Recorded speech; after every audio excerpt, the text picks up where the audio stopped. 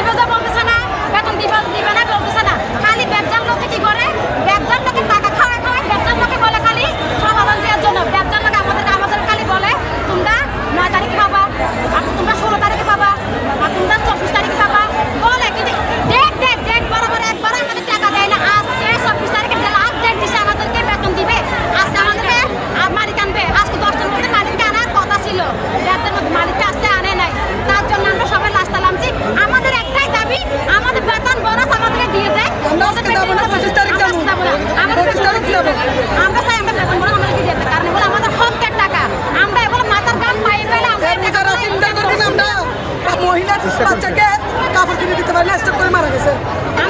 বেতন পাই না সেজন্য। এখন এখানে যে সুস্থ মানুষ আসছে, একটু পর অসুস্থ হয়ে স্টক করে মারা যাবে। যেভাবে উনি আমাদেরকে প্রেশার দিচ্ছে, অত্যাচার করতেছে, এটা কোনো মানই হয় না, এটা কোনো যুক্তি হয় না। দয়া করে আপনাদের না লাগলে 3 মাস 13 দিনে বেতন দিয়ে ছেড়ে যায়।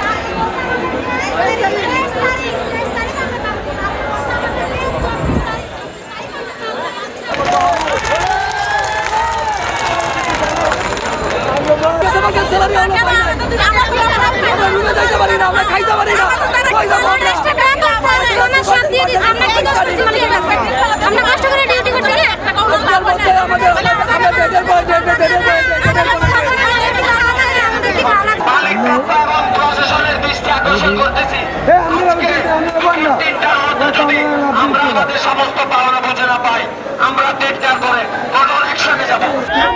আপনাদের চেয়ারম্যান ব্যাংকের এক্সিম ব্যাংকের চেয়ারম্যানের রুমে, আপনাদের চেয়ারম্যান এক্সিম ব্যাংকের চেয়ারম্যানের রুমে একটা প্রপোজাল পাঠানো হয়েছে। এই প্রপোজালটা আজকের মধ্যে এটা অ্যাপ্রুভ হয়ে যাবে, হয়ে গেলে আপনাদের ল্যাব শর্ট নট হয়ে যাবে। তারপরেও সমস্যা হয়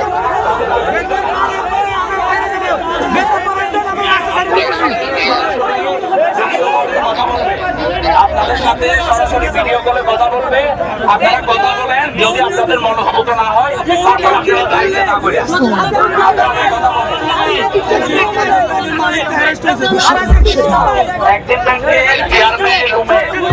টাকার জন্য বসে আছে, তারপরেও ওদের 2টা গার্মেন্টস আছে, যদি না হয় ওইখান থেকে কেটে হলেও আপনাদের বেতন দেওয়ার ব্যবস্থা করতে হবে। যদি আগামীকাল বেতন তোমরা পেতে চাও তাহলে তোমাদের মালিককে ভিডিও কল দিব, কথা বলবেন।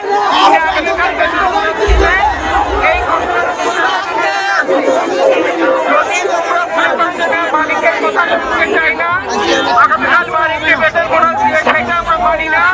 আমরা বেতন তোমাদের সাথে মালিকের দ্বারা কথা বলার কোনো সুযোগ নাই।